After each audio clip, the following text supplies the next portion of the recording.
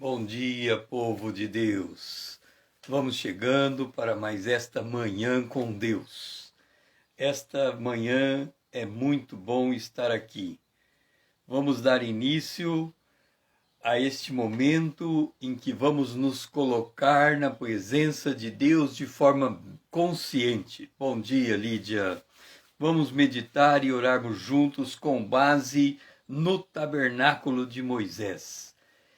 Porque esta é a manhã com Deus, e Ele é o nosso Deus, e nós, povo do seu pasto, o povo que Ele pastoreia. Bom dia, Rita. O povo que Ele pastoreia e ovelha de sua mão, o rebanho sob o seu cuidado. Estou com bastante expectativa nesta manhã com aquilo que Deus vai fazer conosco. Nós vamos fazer a jornada do tabernáculo de Moisés.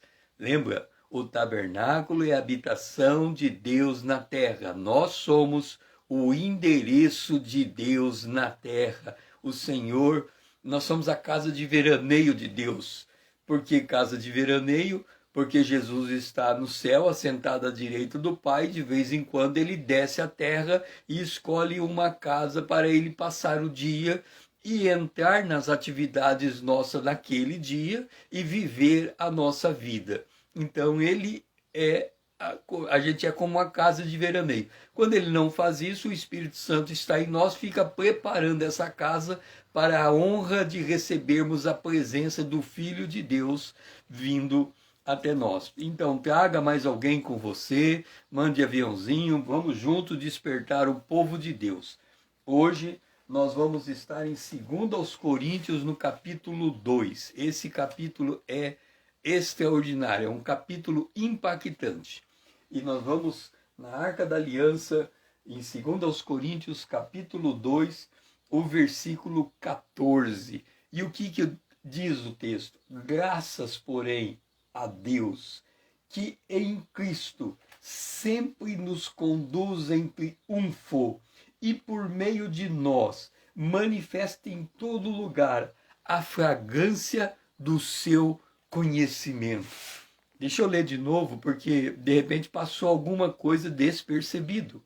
Diz assim: graças, porém, a Deus. Por que nós damos graças a Deus?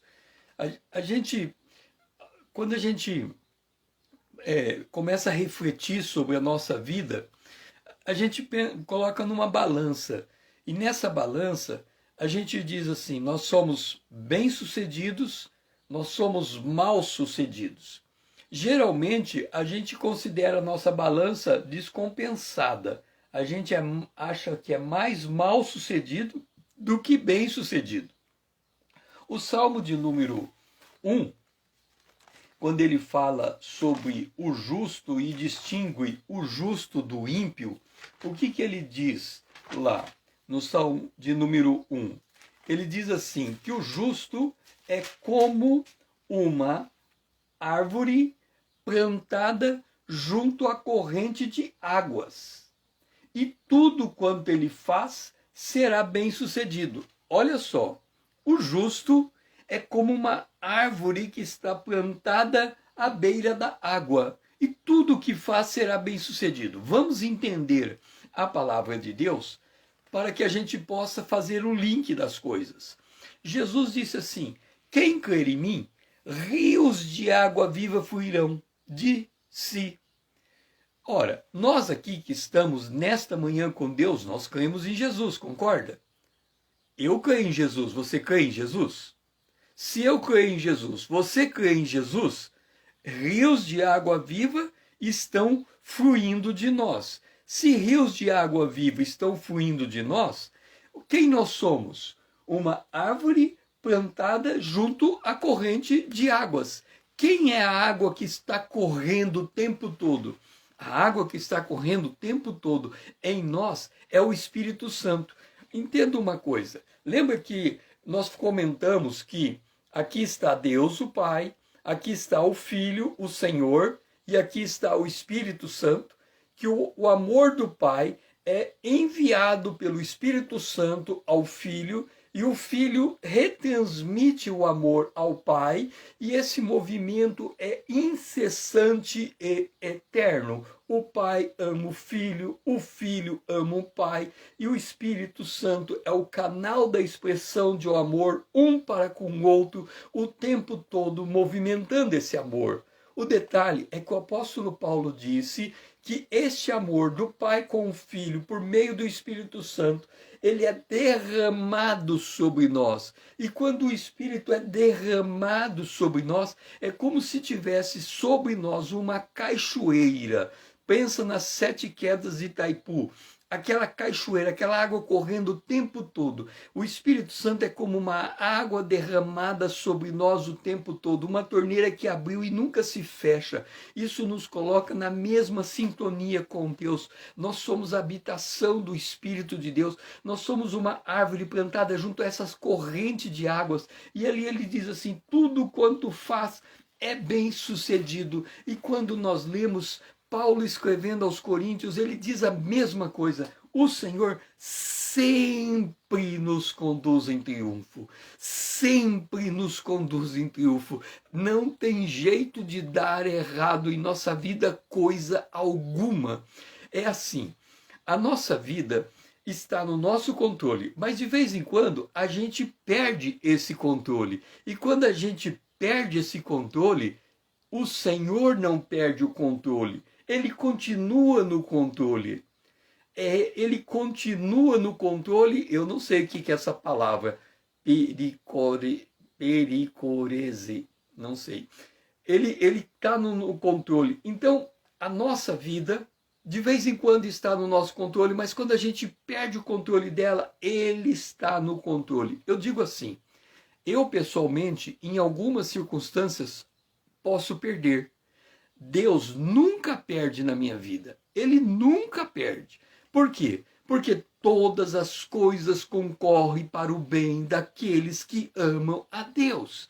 Então não tem jeito de perder. Nós já somos mais do que vencedores por amor daquele que nos amou, porque essa é a garantia, graças, porém, a Deus que em Cristo sempre, sempre, sempre nos conduz em triunfo. Nós triunfamos, quer a gente queira, quer a gente não queira, porque a nossa vida não é nossa, não nos pertence. Nós estamos de pé, para o Senhor estamos de pé, nós estamos caídos, para o Senhor estamos caídos, mas Ele sempre nos conduz em triunfo. Nós somos aquela árvore plantada junto às águas é o Espírito Santo que corre em nós. Não tem jeito de dar errado para nós. Nós podemos examinar qualquer experiência existencial. Não tem jeito de dar errado. Ele sempre nos conduz em triunfo. É Ele quem faz isso. Não depende de nós. É Ele. Ele é que nos comprou, Ele nos redimiu, Ele é o nosso Senhor, Ele é o nosso Salvador, Ele tem compromisso conosco, Ele tem ciúme de nós, Ele tem zelo de nós. Então está aqui, nós em todo lugar manifestamos a presença de Cristo, o cheiro de Cristo. Ele está em nós e Ele inunda o ambiente onde nós entramos, e é esta a nossa primeira oração. Senhor, nós glorificamos a Ti e queremos apresentar a nossa gratidão a Ti. Às vezes, Senhor, a gente acha que está acontecendo coisas erradas conosco, mas a Tua palavra diz que não tem jeito. O Senhor sempre nos conduz em triunfo. Nós vencemos sempre, Senhor. Nunca há nada que se perde em nossa vida. Tudo está nos teus cuidados, e nós queremos aqui, nesse instante, nesta manhã com Deus, apresentar a nossa gratidão a Ti. Nós oramos em nome de Jesus, o Teu Filho amado, a quem nós amamos, o nosso irmão. Amém. Vamos agora para a nossa segunda estação, que está no verso 15 e 16 desse mesmo capítulo. Porque nós somos para com Deus o bom perfume de Cristo. tanto nos que são salvos, como nos que se perdem. Para com estes, os que se perdem, cheiro de morte para a morte, mas para aqueles, aroma de vida para a vida. Quem, porém, é suficiente para estas coisas? Vamos entender uma coisa. Olha o que a palavra diz. Nós somos uma fragrância de Cristo. Entenda isso.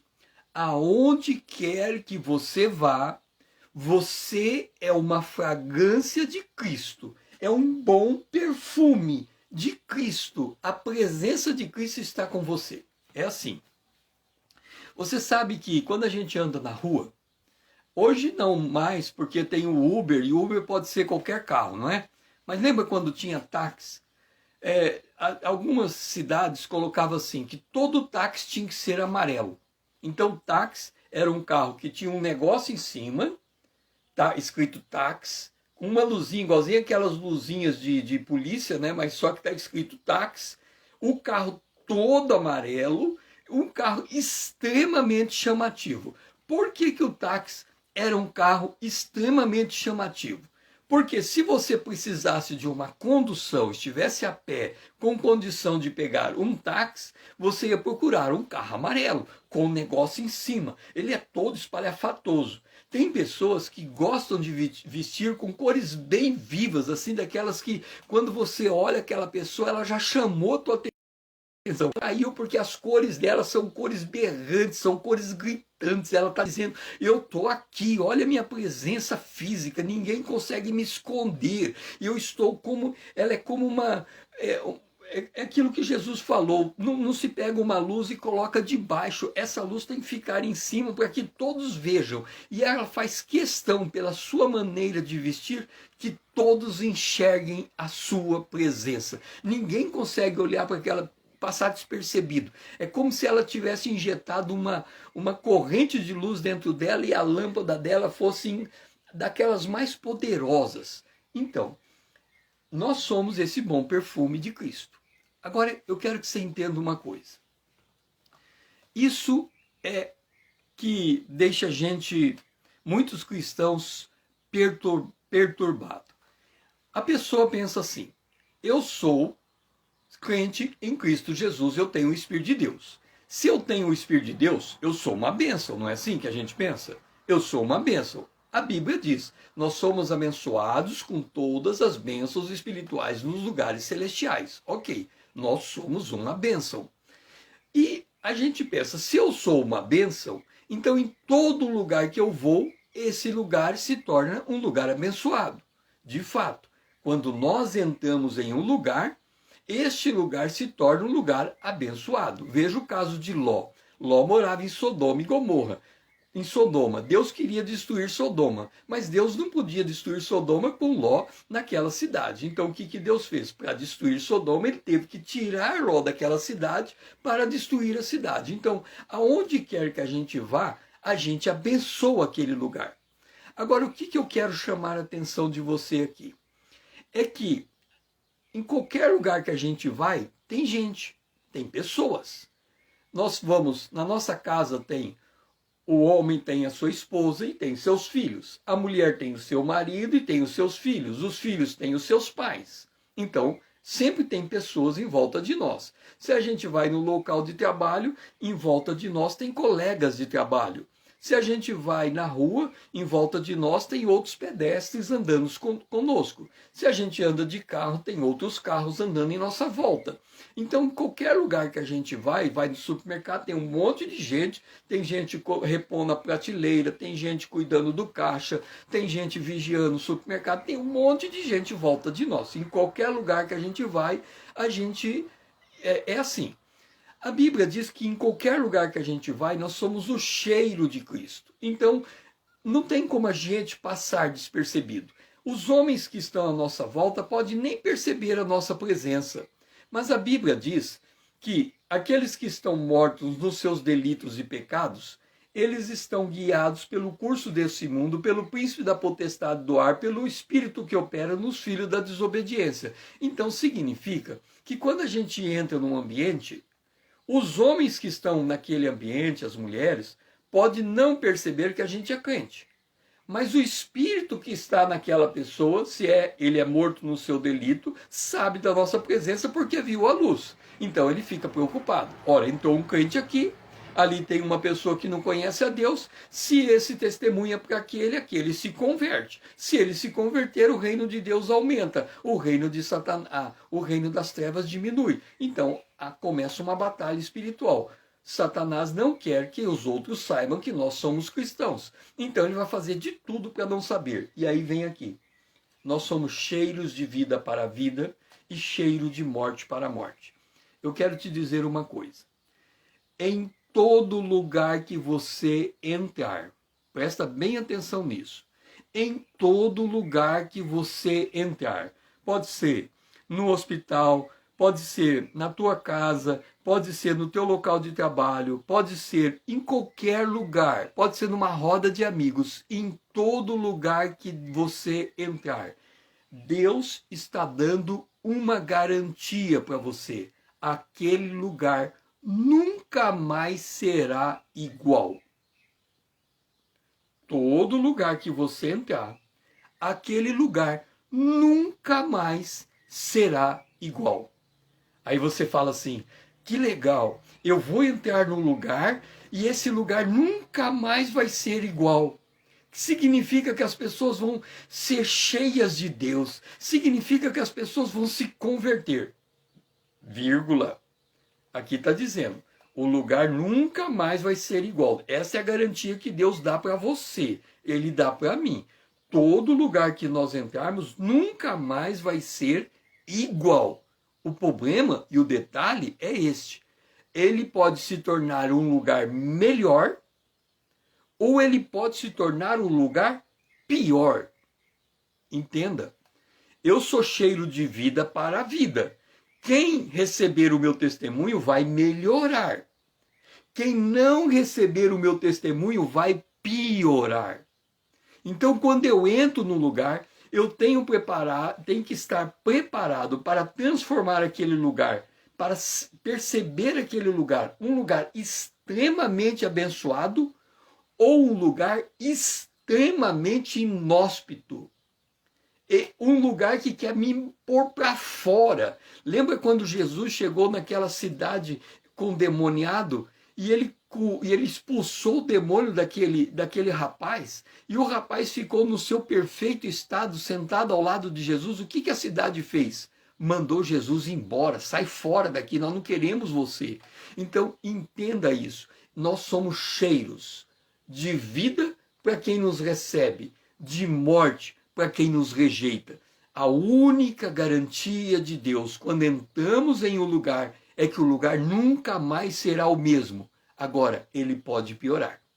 E aí está o nosso problema. É que quando o lugar piora, a gente pira. A gente não sabe o que fazer. Por quê? Porque a gente não tem noção do impacto do testemunho que causamos em um ambiente. A gente só quer coisas boas. E aí, quando as coisas pioram, a gente não consegue lidar com isso. Mas o Senhor garante, eu sempre conduzo você em triunfo, ainda que o lugar onde você está piore, vire o caos, fique bagunçado, se volte inteiramente contra você. Não importa, Ele vai nos conduzir em triunfo e é nessa condição que vamos fazer a nossa segunda oração. Amado Deus e Pai, nós te somos gratos por o Senhor nos conduzir em triunfo. Mas isso significa, Senhor, muitas vezes estar em um ambiente em que nós somos execrados daquele ambiente, em que as pessoas não nos querem naquele ambiente. Nesse lugar, nós precisamos ter a sabedoria de Deus para entender como agir. Porque quando as coisas estão bem, a gente até sabe como fazer. Mas quando as coisas pioram, Senhor, às vezes a gente perde até o controle emocional. Senhor, nos dá o entendimento e o discernimento que quando as coisas pioram, é porque a nossa presença se faz naquele lugar. E oramos nesse sentido, em nome de Jesus, teu Filho amado, a quem nós amamos. Amém. Vamos para a nossa terceira estação, agora é a hora do nosso café da manhã. Agora vamos para a mesa de pães. E a mesa de pães está no verso 17. Porque nós não estamos como tantos outros mercadejando a palavra de Deus. Antes, em Cristo é que falamos na presença de Deus com sinceridade e da parte do próprio Deus. Deixe-me dizer uma coisa. Jesus disse: eu vim para que vocês tenham vida e que vocês tenham vida abundante. É assim, a vida eterna, Deus não negocia com ninguém. Ele dá a vida eterna gratuitamente a todos os que lhe pedirem. Então, todos os que forem receberem Jesus como Salvador, eles têm a vida eterna. Lembra que quando nós fizemos aquele quadro de que é uma igreja, olhando de acordo com 1 Coríntios capítulo 12, nós vimos que numa igreja tem um grupo de pessoas que tem ministérios. Abençoados, tem ministérios. Mas tem outro grupo de pessoas que tem dons espirituais. Abençoado, tem dons espirituais. Mas tem um outro grupo de pessoas que estão fracas. Outro grupo de pessoas que são indecorosas. As que são fracas é aquela que está desajeitado na sua fé. As que estão indecorosas são aquelas que até estão vivendo em pecado, mas fazem parte do corpo de Cristo. No corpo de Cristo nós temos gente de todo tipo, e nós temos que aprender a lidar com esse tipo de gente. O apóstolo Paulo, aos Gálatas, no capítulo 6, ele fala isso, de que, irmãos, se alguém for surpreendido em alguma falta, vós que sois espirituais, corrigi-o com espírito de brandura, e guarda-te para que não seja tentado. Se alguém está caído, a primeira coisa que temos que fazer é: opa, pera lá, ele caiu, eu também posso cair. Eu tenho que vigiar os meus passos, porque eu estou vendo ele caído e eu posso também, sou como ele, todos nós somos falhos, então também posso cair. Então tem que dobrar o meu cuidado para não cair. Mas se eu quero levantar aquele que está caído, antes de tirar a trave do olho do meu irmão, eu tenho que tirar o argueiro do meu olho. Então eu tenho que ser brando, eu tenho que ser manso, eu tenho que ser compreensivo, eu tenho que olhar ele com amor, eu tenho que estender a mão, eu tenho que levantar ele com cuidado, eu tenho que sarar as suas feridas, eu tenho que curar as suas dores, eu tenho que tratar ele com paciência. Ele é um indecoroso, e o indecoroso precisa ser cuidado com maior honra. Amor cobre multidão de transgressões. Então eu vou cobrir as transgressões dele, igualzinho os irmãos de Ló, os filhos de Noé, fizeram com Noé. Ele estava lá nu, em vez deles olharem a nudez de Noé, eles cobriram com uma capa a nudez de Noé. Então nós temos que cobrir o nosso irmão caído com muito amor. Ok, mas agora vem e diz assim: nós não mercadejamos a palavra de Deus. Significa, nós vivemos a vida cristã de forma consciente. Nós somos conscientes quem nós somos diante de Deus, quem Deus é em nossa vida e quem são aqueles que estão em nossa volta. Então, é para estes que Paulo está escrevendo. Graças, porém, a Deus que sempre nos conduz em triunfo. Ele conduz em triunfo todo e qualquer cristão. Ele não vai perder ninguém. Como não vai perder ninguém? Nós temos que ter uma noção de como que Deus trabalha. Veja só. Vamos lá. Vamos tentar explicar isso rapidamente. Você já assistiu às Olimpíadas? Quando tem aquela abertura, tem aquelas danças. E quando tem aquelas danças, entram dentro do estádio centenas de pessoas dançando. Cada uma das pessoas que estão dançando estão vestidas com uma veste diferente. Então, à medida que elas vão se movimentando no estádio, elas vão fazendo figuras. ela se movimenta para um lado, faz uma figura. Se movimenta para outro, ela faz uma figura. Ok. Jesus é o intercessor. Ok? Jesus é o intercessor. Ele está construindo uma cidade, a Nova Jerusalém. Esta cidade, Nova Jerusalém, é igualzinho uma cidade na terra. Ela precisa de tijolos para construir. O apóstolo Pedro diz que nós somos esses tijolos, nós somos pedras vivas de Deus. Então ele pega nós que somos pedra e vai colocando e montando a Nova Jerusalém, que é uma cidade. Então a Nova Jerusalém ela só existe quando todos os santos se reúnem no local e formam aquela cidade. Acontece que Jesus, como construtor, ele precisa de material para fazer essa cidade. Então ele precisa de ouro, prata, pedras preciosas, madeira, feno e palha. Ele precisa de 6 tipos de materiais diferentes. Então quando ele olha para a Rita, ele fala assim, a Rita, eu preciso de ouro, prata, pedra preciosa, vou fazer o seguinte, eu vou pegar a Rita e vou fazer ela ouro, porque eu preciso de ouro para a cidade Nova Jerusalém. Então ela vai ser toda moldada em ouro. Então imagina quanto que ele vai ter que trabalhar para moldar a Rita num pedaço de ouro, para ele pôr lá naquele buraquinho onde vai o ouro.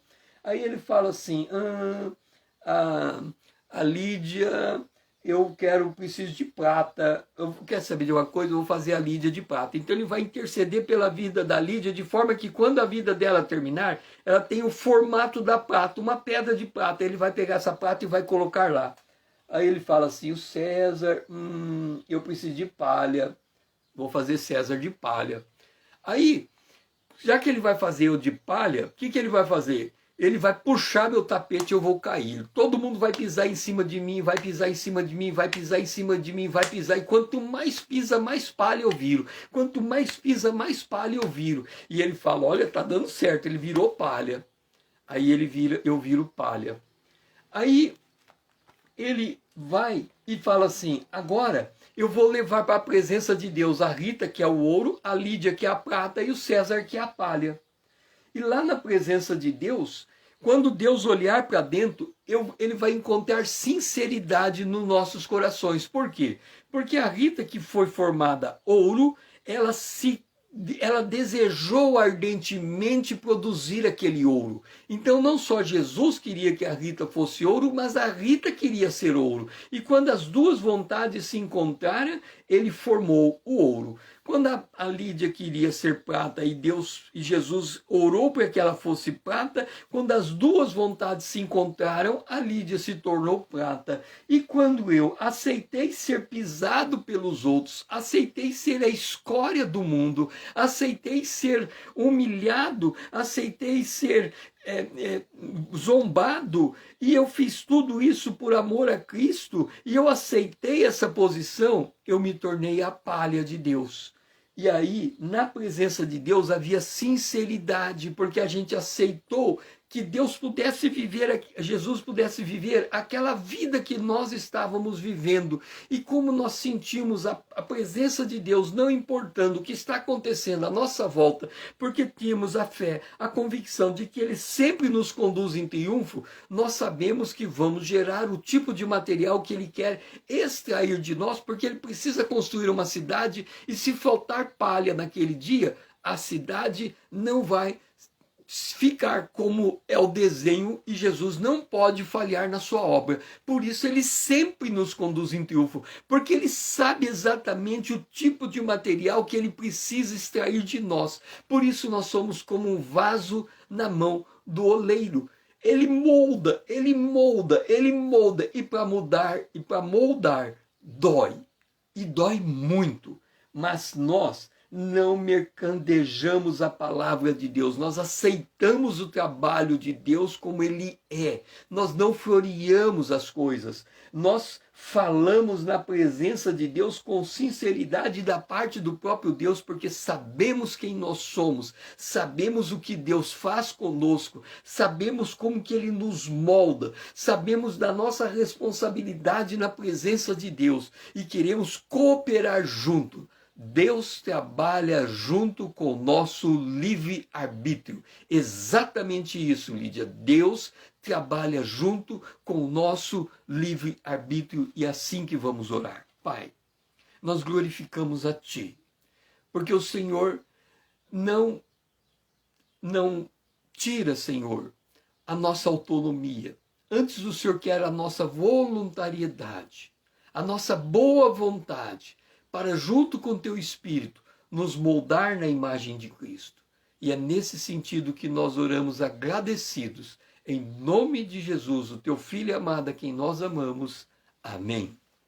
Vamos para o candelabro, porque agora precisamos de mais luz. E a luz está em 2 Coríntios, capítulo 2, o verso 2 e 3. Porque se eu vos entristeço, quem me alegrará? Senão aquele que está entristecido por mim mesmo. E isso escrevi, para que, quando for, não tenhais tristeza da parte daquele que deveria alegrar-me, confiando que todos vós, em todo vós, que é a minha alegria e também a vossa. Porque se eu vos entristeci, quem me alegrará? Senão aquele que está entristecido por mim mesmo? E isso escrevi, para que, quando eu for, não tenha tristeza da parte daqueles que deveria alegrar-me, confiando em todos vós, de que a minha alegria é também a vossa. O que Paulo está dizendo? Paulo escreveu a primeira carta aos Coríntios e a igreja estava numa situação, como a gente avalia uma igreja que a gente está. Quando a gente olha para a igreja onde nós estamos, a gente enxerga tanta coisa fora de lugar. Aquilo, a gente olha para um lado. Uma vez eu fui a uma igreja, era a escola bíblica dominical. O culto começava às 9 horas da manhã. Eu cheguei 5 para as 9 na igreja. Era uma igreja numa grande cidade, no centro da cidade. E eu cheguei 5 minutos antes do horário do culto. A igreja estava literalmente fechada, porta trancada, fechada. E estava, imagina, 5 minutos antes de começar a escola bíblica dominical de uma grande igreja, uma igreja denominacional. Eu estou na porta da igreja, uma senhora está na porta da igreja, uma senhora de idade, uns 60 anos, 70 anos, mais ou menos assim, está na porta da igreja.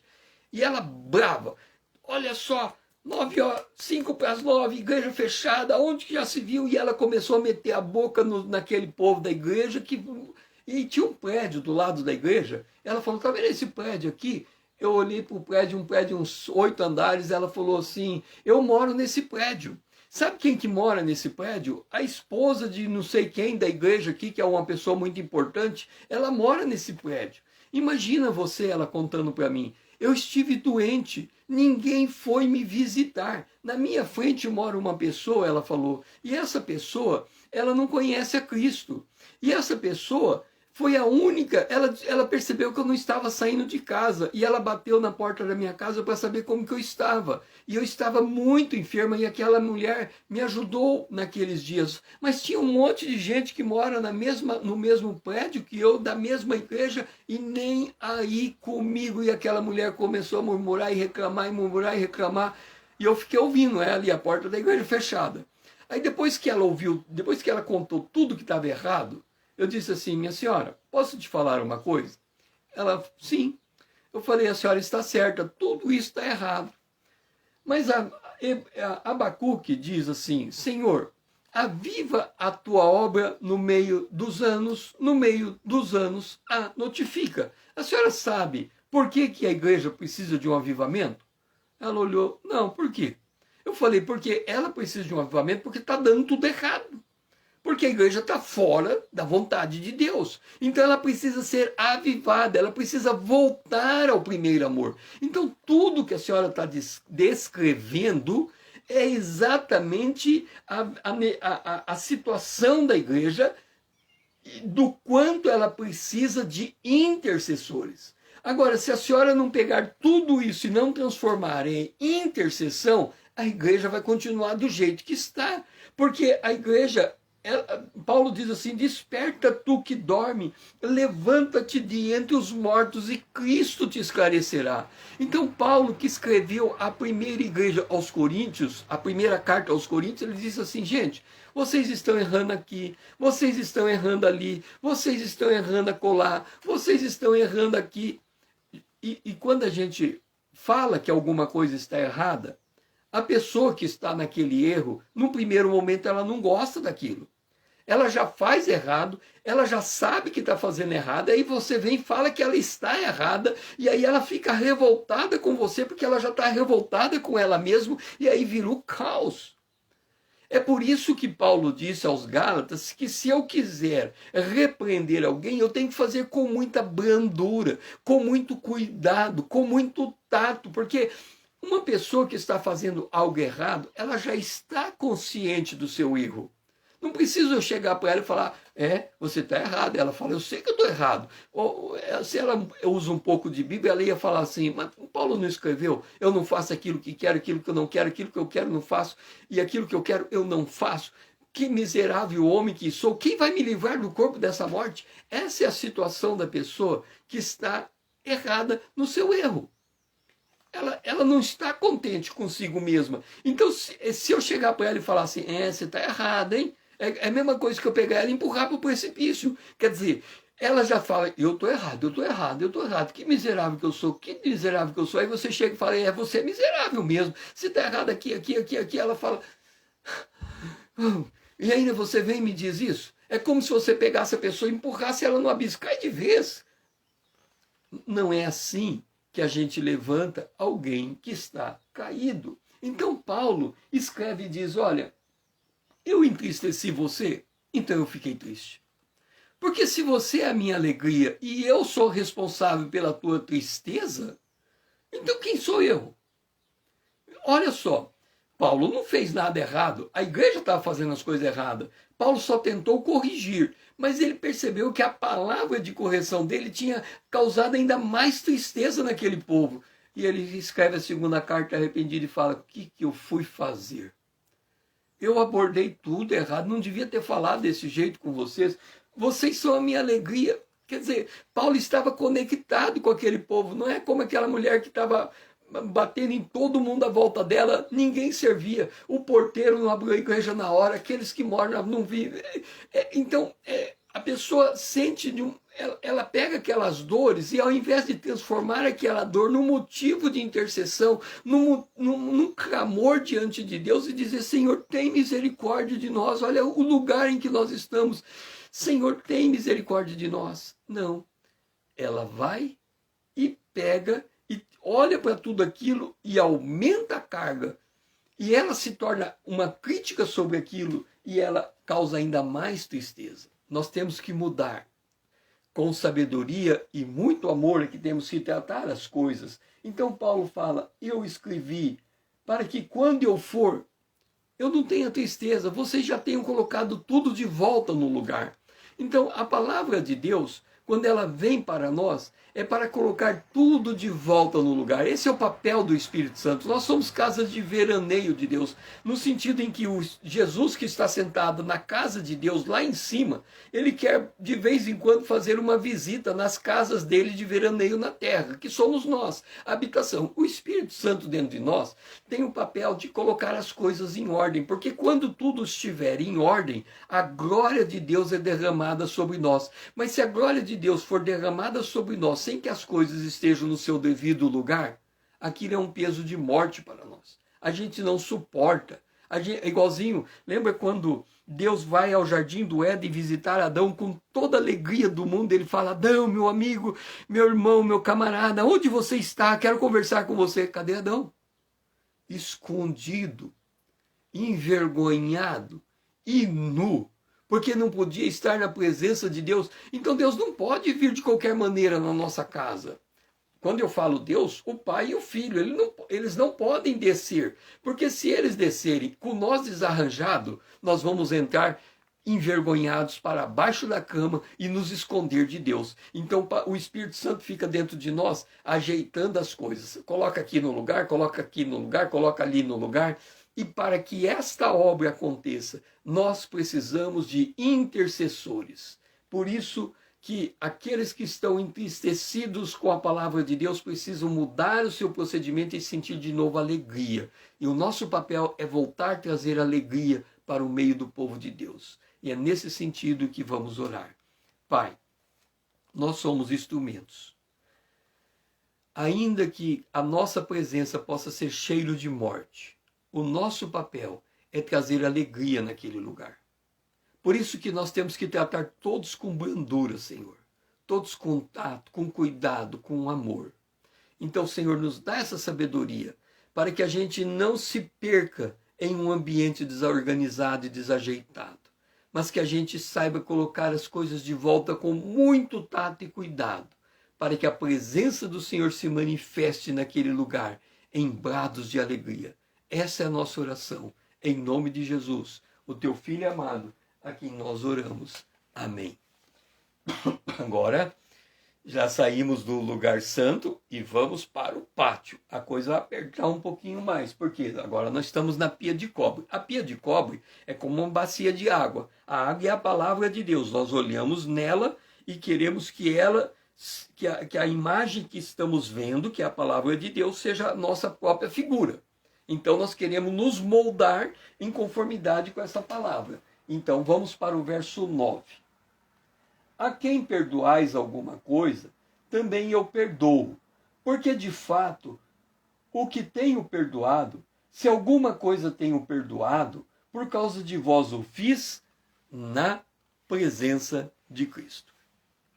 Sabe qual é o maior escândalo?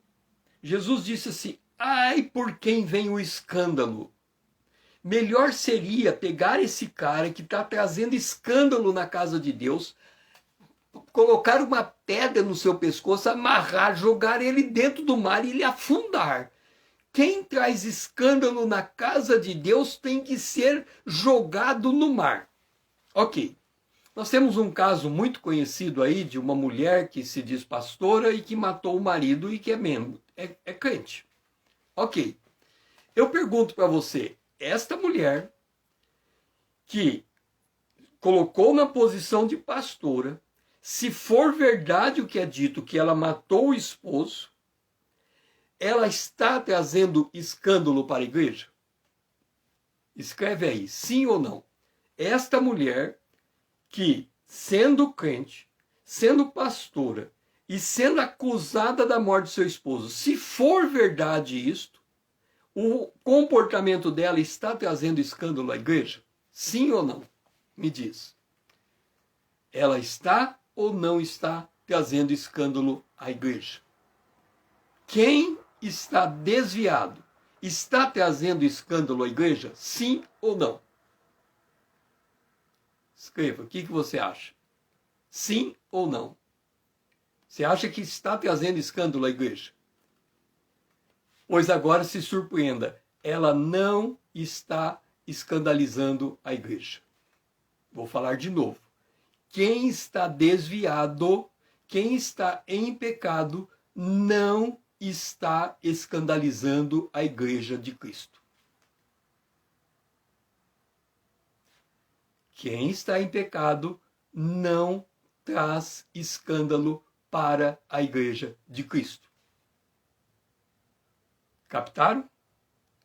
Por que não traz escândalo? Quem nós éramos antes de conhecer Jesus? Quem nós éramos antes de conhecer Jesus? Nós éramos pecadores. O que Jesus fez? Ele nos comprou de um mercado de escravo.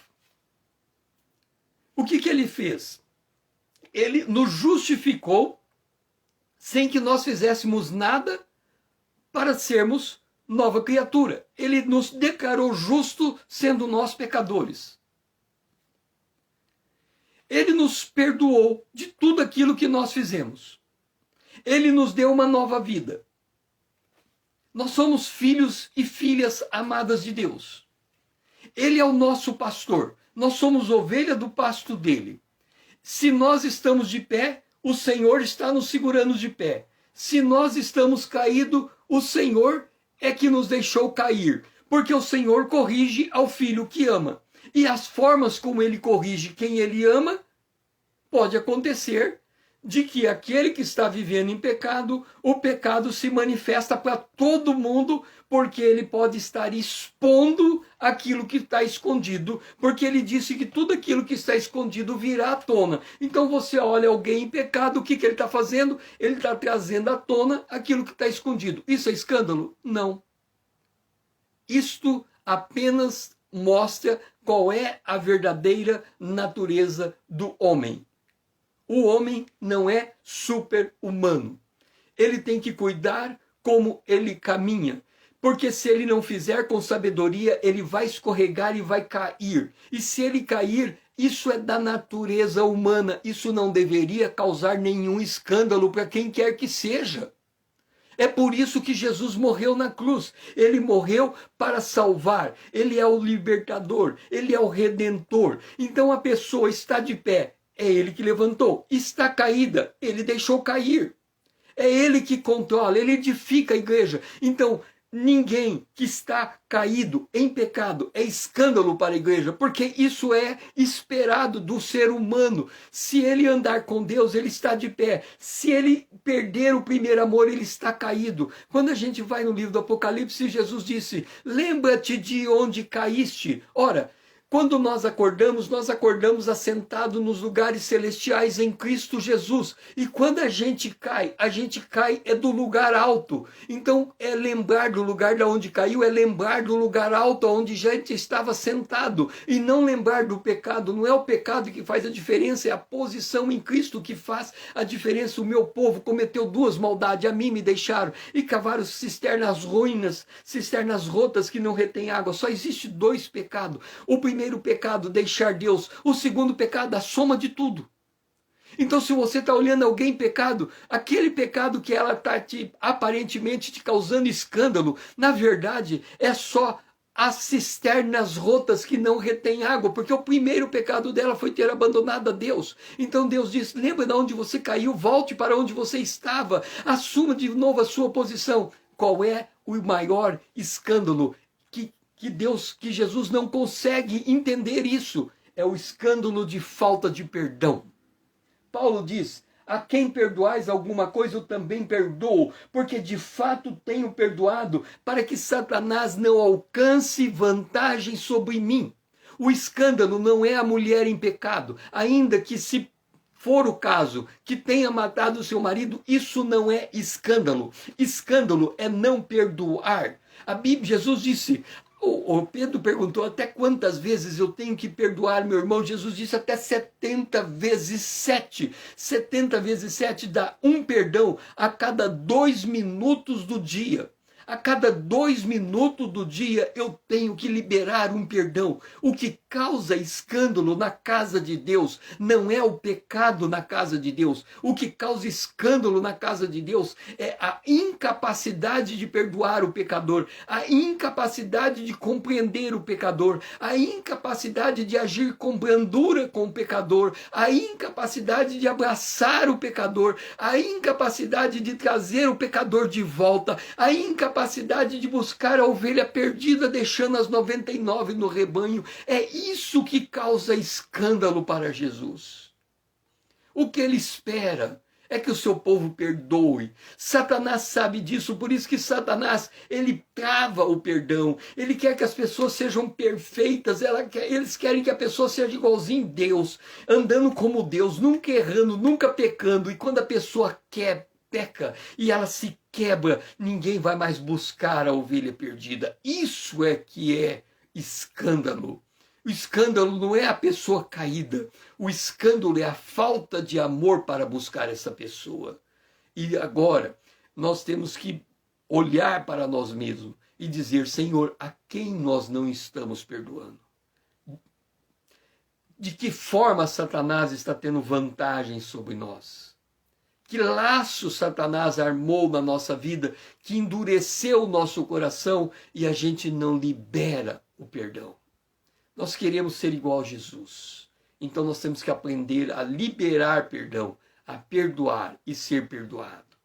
Pai, nós oramos a Ti. porque a gente achava que o escândalo era o pecador. Mas nós éramos e somos pecadores. O Senhor foi nos buscar no lugar lá no lamaçal do pecado. E o Senhor nos colocou numa rocha firme. O que faz a diferença na nossa vida é a rocha que está debaixo de nós. Se estamos de pé, essa rocha nos firma. Se cairmos dessa rocha, Senhor, traga alguém para nos trazer de volta. Para que a gente nunca saia no lugar de refúgio. Mas, Pai, a gente precisa aprender a perdoar para estender a mão e trazer alguém de volta. Nos ajuda a perdoar.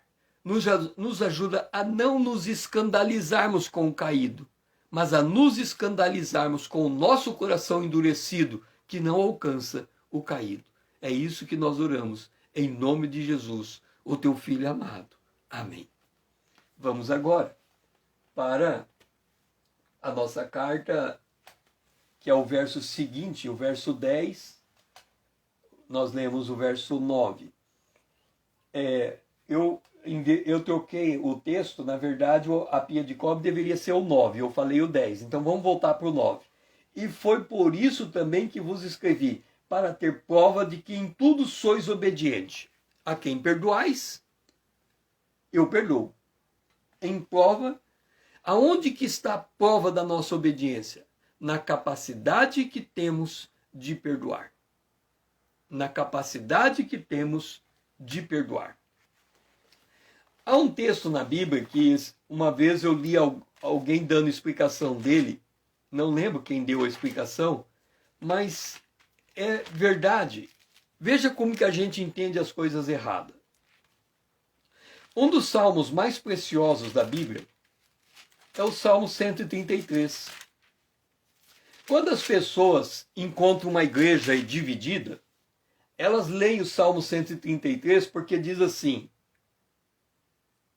ó, quão bom e quão agradável é viverem unidos, irmãos.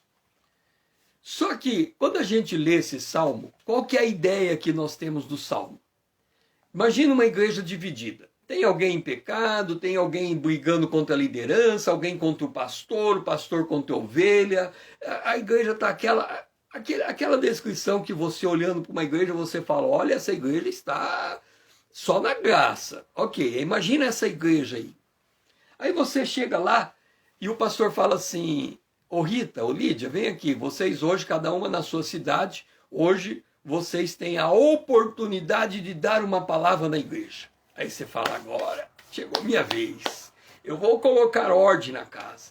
Aí você fala assim, a igreja está dividida, eu quero que a igreja fique unida, então eu vou ler o Salmo 133 e vou dar uma indireta para esse pastor, vou dar uma indireta para os irmãos. Aí você lê assim, ó, quão bom e agradável viverem unidos, irmãos. Você está dizendo, em outras palavras, está vendo como vocês estão desunidos? Deus não vai nos abençoar enquanto vocês estiverem desunidos, vocês precisam estar unidos, porque somente assim Deus vai nos abençoar. E você começa a tua pregação.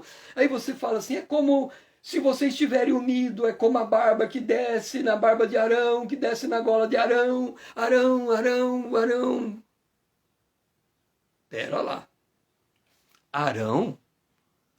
Arão com óleo na barba? Quem é Arão?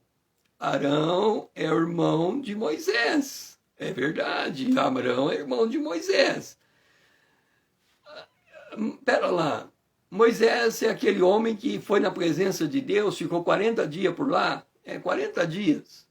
E Arão, onde que ele ficou? Ele ficou lá na terra, ele ficou na frente da congregação.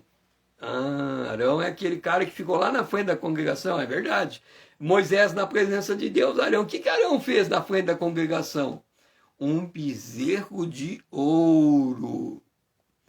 Quando Deus fala assim, Moisés, a coisa está feia lá embaixo. Vai lá e mata todo mundo, vamos começar outro povo. A gente precisa de outro povo, porque aquele povo lá esquece. Você não tem ideia o que eles estão fazendo. Moisés que está na presença de Deus, não está vendo nada disso. Moisés fala, como é que é Deus? Olha, deixa eu te contar. Aquele povo lá embaixo está vivendo em adultério, fornicação, tudo que você imaginar de errado, orgia. Você nem imagina o que está acontecendo com aquele povo. Vamos lá destruir aquele povo. Moisés fala, não, tá brincando. Arão tá lá. Meu irmão na carne, meu irmão Arão.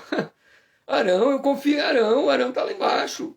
Aí Moisés desce para ver a coisa, né? Que ele não está acreditando em Deus. Arão tá lá embaixo, como que? Não para. Ele chega lá.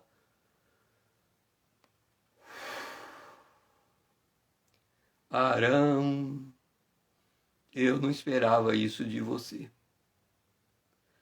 Não só você faz um bezerro de ouro, como deixa o povo viver em adultério. Aí Moisés não aguenta. Chama quem é fiel a ele, manda espada em todo mundo e pá. Aí a Bíblia diz que naquele tinha 3.000 pessoas morreram. Mas teve uma pessoa, um caso lá que foi o último que morreu. Era um casal que estava praticando sexo em adultério. E o levita foi lá e pegou a espada e matou. Aí a praga parou. Porque aquele adúltero morreu. Então a morte campeou naquele lugar. 3.000 pessoas morreram. Aí passou uns dias, Deus chamou Moisés e falou, Moisés, é o seguinte, eu preciso de um sumo sacerdote. Tem que ser da tribo de Levita. Moisés falou, Levita, sumo sacerdote, qual tribo, Senhor? Tem que ser da tribo de Levita. Eu sou da tribo de Levita. Eu posso ser sumo sacerdote. E Deus está olhando para Moisés, e daí? Você vai indicar você mesmo? É complicado, né, a gente se indicar. É verdade. Quem pode ser sumo sacerdote? Arão. Arão? Moisés fala, Arão? Tá brincando. Arão, aquele cara que fez o bezerro de ouro e levou toda a congregação ao adultério, o senhor quer que ele seja sumo sacerdote? O que Moisés tem que fazer? Liberar o perdão para Arão. Somente quando Moisés liberou o perdão para toda aquela lambança que Arão fez, ele pôde derramar o óleo sobre Arão e a unidade aconteceu. É impossível viver nesse mundo sem o perdão. A frase do dia: sei quem eu sou, por isso perdoo. Se você sabe quem você é, você perdoa. Você libera o perdão.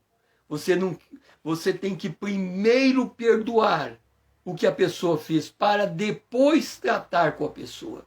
Você não trata a pessoa para perdoar. Primeiro você perdoa, depois você está com o coração aberto para tratar com ela.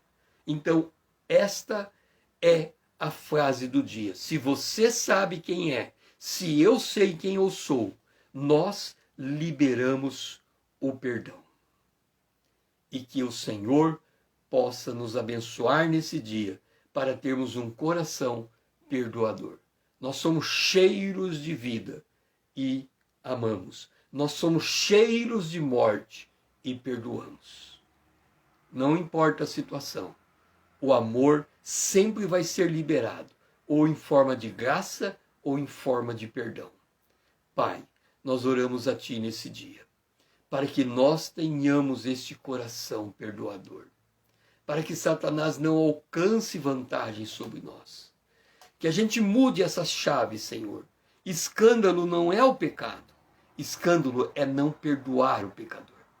Pai, que nós tenhamos esse coração perdoador, esse coração brando, esse coração pacificador, e que a nossa vida possa fazer diferença, e que a gente seja como aquele bom pastor que vai em busca da ovelha perdida. Esta é a nossa oração nesse dia, em nome de Jesus, o teu Filho amado, a quem nós amamos. É uma mudança de chave, não é? Agora, que a partir de hoje a gente possa enxergar as coisas dessa maneira. Escândalo não é o pecado, por pior que ele seja. Jesus veio buscar o pecador, ele veio buscar a ovelha perdida. Escândalo é nós não termos um coração que perdoa, que ama, que abraça o pecador e que traz ele de volta. Esse é o nosso papel. Esse não é um tempo de juízo, Esse é um tempo de graça. Não é o nosso papel ser o acusador, é nosso papel amar e trazer de volta. O papel do acusador é de Satanás, deixa ele cuidar desse departamento aí. O nosso departamento é cobrir uma multidão de pecado com o nosso amor e pelo nosso amor em perdão trazer aquele que está caído de volta. Este é o nosso papel, por isso eu sei quem eu sou, por isso perdoo. Que o Senhor seja louvado. Glória ao nome do Senhor.